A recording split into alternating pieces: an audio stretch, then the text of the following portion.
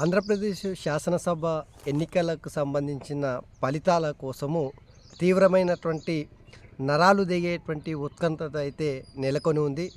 Pakistan India మధ్య final T20 match జరుగుతూ ఉన్న సందర్భంలో ఆఖరి ఓవర్లో 15 రన్లు కొట్టే సందర్భం ఏదైతే ఉంటుందో ఆ నరాలు దిగేటువంటి ఉత్కంఠత ఆంధ్రప్రదేశ్లో కూడా అదే ఉత్కంఠత నెలకొని ఉంది. వైఎస్ఆర్సీపీ గెలుస్తుందా, లేదంటే బీజేపీ, తెలుగుదేశం పార్టీ, జనసేన కూటమి గెలుస్తుందా అనే చర్చ అయితే గత నెల 13 తారీఖు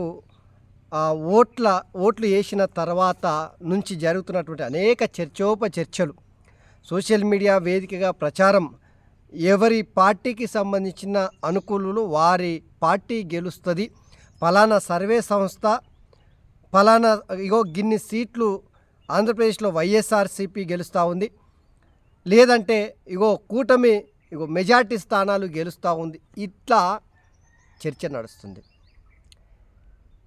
ఈరోజు పొద్దుమికేలా ఎగ్జిట్ పోల్స్ ఫలితాలు 4వ తారీఖున రాబోతున్నటువంటి ఎన్నికల ఫలితాలు ఇప్పటికే ఈవీఎంలలో నిక్షిప్తమై ఉన్నాయి.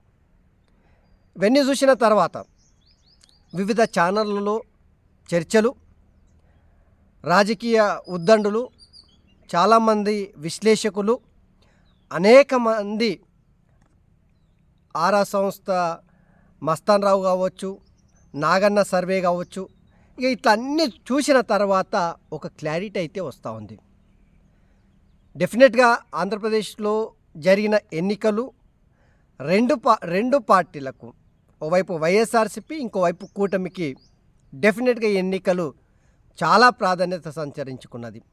సావో రేవో తేల్చుకునేటువంటి ఎన్నికలు. ముఖ్యంగా తెలుగుదేశం పార్టీ విషయంలో గత 5 ఏళ్ల నుంచి అధికారము దూరమైన తర్వాత 2019 శాసనసభ ఎన్నికలప్పుడు గట్టి ఎదురుదెబ్బ చూసిన తర్వాత భారీ మెజార్టీతో గెలిచినటువంటి వైఎస్ఆర్సీపీ ఈ ఎన్నికల్లో కూడా గంపెడు ఆశలు పెట్టుకున్నది. ఇక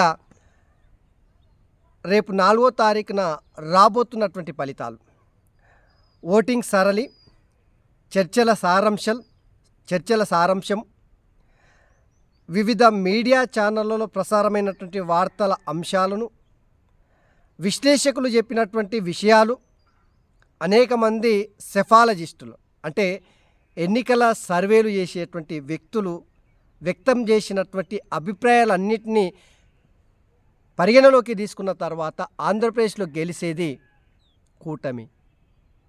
ఖచ్చితంగా తెలుగుదేశం, బీజేపీ, జనసేన కూటమి గెలవబోతూ ఉంది.